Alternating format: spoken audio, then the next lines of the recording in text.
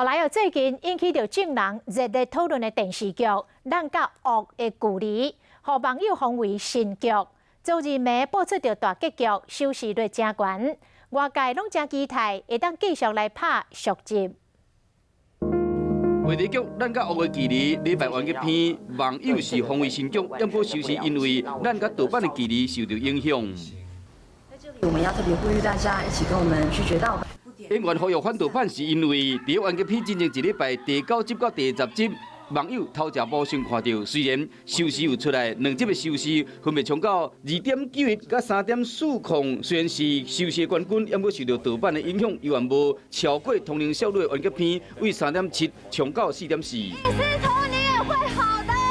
这出戏总共10集，制作宣传的预算有4300万，一集制作费是一般偶像剧的2倍到3倍，是公司 HBO、Catchplay 合作。因为背后的大金主是文化部，是政府推动渐渐计划一部分，有真侪经典的话。